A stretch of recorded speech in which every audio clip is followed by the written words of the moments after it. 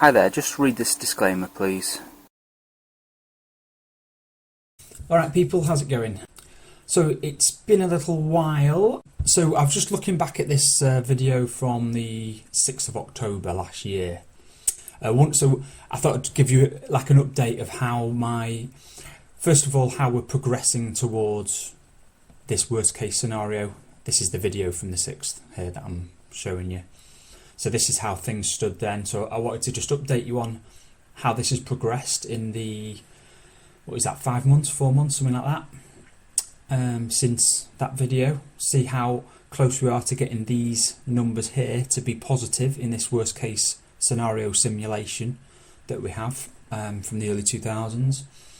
And also, but first of all, one of the things I mentioned in this video was that I was planning on rebalancing so that Murray International had a bigger, I mean, it wasn't really for the rebalance. The real purpose was to get more money out from outside of the ISA into the ISA, so it's in the tax shelter, and doing it in a way that kind of took some capital gains this year rather than later years when the tax might increase. So as you can see by these numbers, we now have it so that Henderson International is now almost £6,000, well no, over £6,000 more than Murray International. And as we can see here, I actually made that little move on the 25th of November. And here's a copy of the transaction details. So as you can see, sorry, that's the, yeah, that. So after all the charges and everything, it paid me £4,991, and then I bought Henderson International, and I spent that much money, pretty much the same amount. So if we look there, I've copied the information lower down into this spreadsheet, and we can see that it cost me 9p to do that transaction, selling outside the ISA, buying inside it, and it gained me £5.20 in income. Not important really, but I mean, as I mentioned, the reason I'm doing it like this is because I'm trying to kind of, I suppose I'm trying to time it so that I don't lose income. Obviously now the next step is, at some point I need to do the reverse. I need to sell some Henderson International, because I've got the spreadsheet here that shows me all my capital gains that are outside of ISAs and SIPs. And as you can see, at the moment, Aberdeen Asian Focus is the biggest percentage rise, so that would be the best thing to sell outside of the ISA to take as much capital gains as I can whilst putting things in the ISA. But this is another one that's required. This is another one that's pretty close. Some days this is higher, some days that's higher. But yeah, so at some point I need to sell some Henderson International and buy some Murray International, you know, the opposite move. And until a couple of days ago, I had an opportunity really. There was an opportunity, because until a couple of days ago, Murray International's yield was actually higher.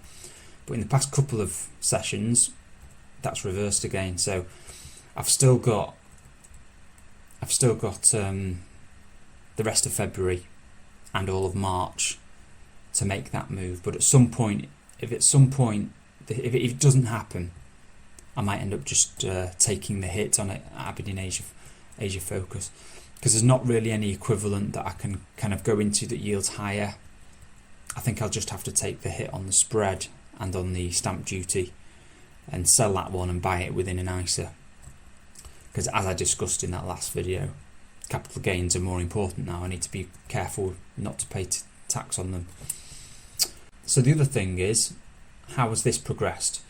So I've made a little modification to the spreadsheet. I now have a date field what I can enter, which then automatically adjusts that my year one spending. So year one is always from the date I put in here, and it adjusts that by the kind of the model I have of the spending rising by 2%, which is probably unrealistic, but you know, I'll try my best. So when I change the date, the starting spends for the year going forward changes as well, and I do that at the same time as I update these numbers. So as you can see, from the 25th of January, this is all the cash I had. And as you can see, it went from, in this video in October, we were running out of money in year 9 at minus 819, and we're now running out of money year 11 at a similar amount. So you can see there's good progress being made there. My expected income has gone up to 11,212 from 11,284. Hey? No, hang on a sec. Look, I was at this point in the video I was experimenting. Look, so actually this is better than this. I need to go to a point in this video where that 200 isn't in cell R3 or 4. I scroll back a bit, get back to the, there we go, there's me entering a divvy rise there. Oh, where are we? See, in this video here I'm experimenting with how little I have to spend to make it work. Is that the beginning? Yeah, that looks like it. So at this point in the video I had a starting spends of 19,380, and I had an 11,084 expected income. That has now gone, you know, with that £5 from the transaction I just spoke about, and also just natural dividend increases, we're up to 11,212 from 11,084. And so actually I was running out of money in, still year 9, but the number's bigger. It was about 800 before, wasn't it? So now I've extended it by 2 years in those 4 or 5 months, and I've got less of a deficit in that first year. So I've made good progress. Now, so a few days ago, a few weeks ago, I sold the caravan, because in this video I mentioned to you guys that actually I'd kind of written it off as zero, just kind of a worst case scenario planning really. But that was unrealistic. I decided to actually put effort into selling the caravan, and I got £3,000 for it. That's why these numbers here are quite a bit higher. Cash outside the ISA there is 13,400, and you can just about see it there. It's about 10,600, isn't it, or something? You can't really see the number properly. So that's why that number's increased. So that's a lot of why the numbers already look a lot better. But a couple of days ago I actually sold the car as well, and this 6,000 was a few grand pessimistic. So I got 9,600 and something. I can't remember. It was an odd number. It was like a really precise number. Yeah, about 9,600. So that was pessimistic as well. So now is the time to update and see how these numbers change. Alright, I'm back. So I've inputted all these numbers, and so we've gone from 13,443 and 21p to 22,253.84. So, you know, roughly 10 grand.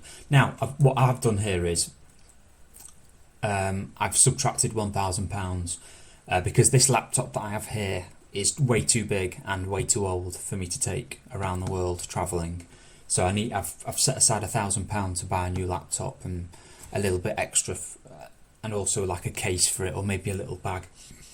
So that's the amount of cash I now have. So as you can see by this column M here, we've actually made it. So actually this whole section here of me having to sell a few grand's worth of growth to make it work turned out wasn't required. So I had £6,000 for my car, and I ended up getting 9.5 over, a couple of £100 over, and I got £3,000 that I hadn't accounted for. Basically, I just put in really negative, worst case scenario amounts for the caravan and the car. It's turned out that it's enough to get me through this worst case scenario, which actually isn't the worst case scenario. I've mentioned this before. The worst case scenario is if that number there goes to that. That's the worst case scenario, which is impossible to account for.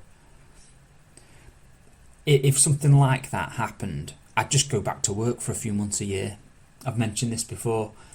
If the very, very worst happens, I'm still relatively young. I can still work a few months of the year. it'll probably do me good actually. If I did go to work a few months of the year, I'd probably appreciate the rest of the year more. Now begs the question, obviously it's a bit close now, but if this progresses and I do well, you know, if I have a couple of years of, for instance, maybe I do better, maybe in the first couple of years, maybe I spend on budget, maybe I get good at it in year 2 and I find places that I like, that are cheap, and I stay there longer, maybe that can be reduced, or who knows, maybe even in the first year, maybe I only spend 17 grand, who knows, probably not. But you know, these numbers, as these numbers in the worst case scenario start to even at the nadir, I can then start thinking about, oh, maybe I could get some of this cash, some of this 22 grand, maybe some of that can be invested. But obviously not yet, because at the moment this is still quite a close call. And having 2 grand in the account is quite a close call as well, because obviously all my dividends are very variable. You can see February's a good month, 1,300. March, 355 is expected. April, 911 is expected. May, 1,793.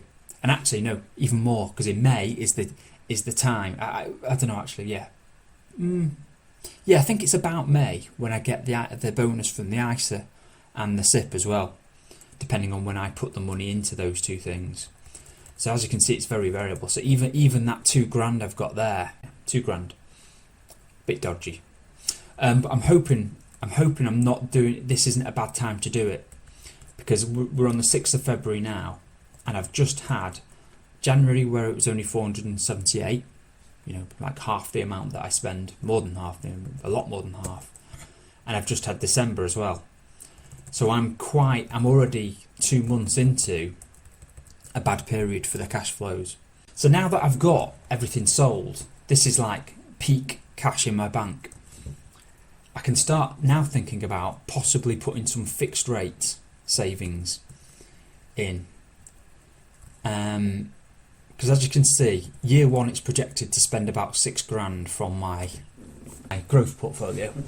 And in the worst case scenario, I'd spend it down because the growth portfolio has done badly. Or it hasn't recovered from where it is now. So I'd need 6 grand easy access to spend within, well, maybe not 6 grand. So I've got this little bit of the spreadsheet here has the current rates. They're not the best rates on the market. These are the accounts that I already have. So I've got a 2% being paid by my Virgin Money current account. I've got 2.86% being paid by Zopa. And these are 3 fixed rate accounts from Atom, which I have an account with already.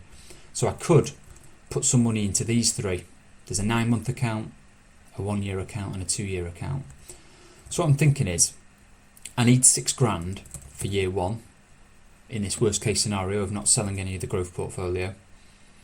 So I should put at least 6 grand in the, well, I don't know, maybe 4,500 in the current account.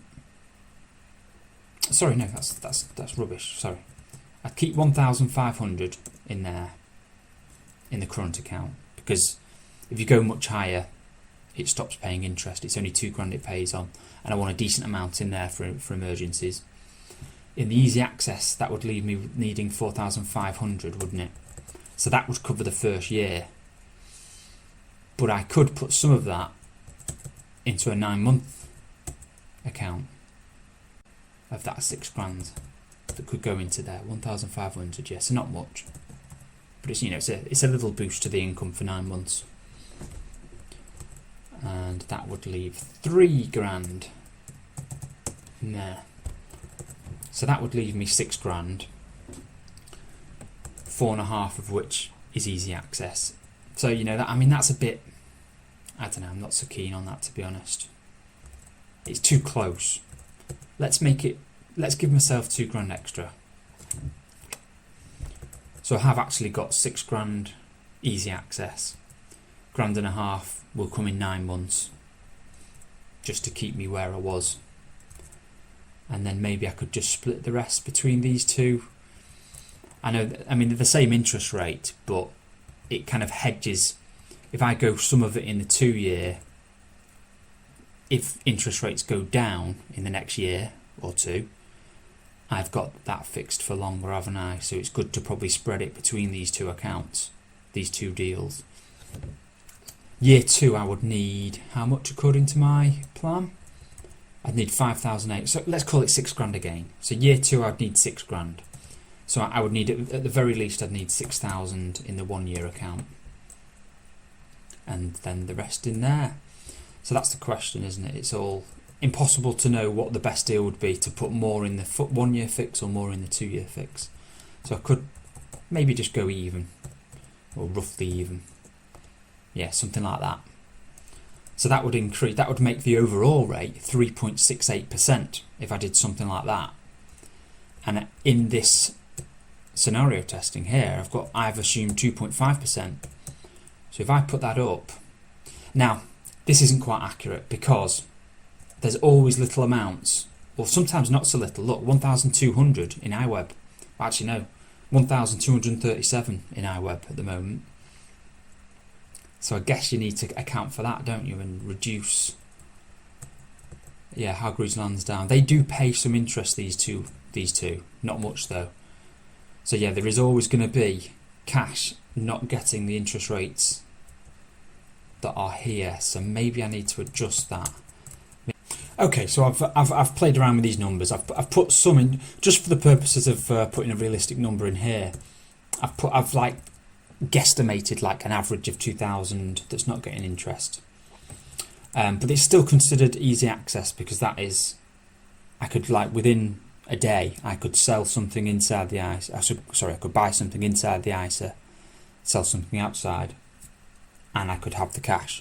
So it's still part of the 6.5 grand I want to be like easy access, or reasonably easy access. It doesn't have to be instant. I've kept 9 grand there. And then that leaves me with these higher interest rates for a year and 2 years. So about 3.42%. So that helps with this worst case scenario testing. What was it? 3.42%. Yeah, and it copies down. Okay, so so we've gone from worst case scenario getting to about a grand and a bit to about 2,800. Well, let's see. 1,467 to 2,800. So yeah, that's another bit of progress. Well, haven't made that change yet though, so I'm gonna ponder this a bit more, but I might in the next few days I might go for this and put some money into these fixed accounts. Yeah, I might do that. All right, that'll do us, I guess. All right, thanks for tuning in. I'll see you next time. Bye bye.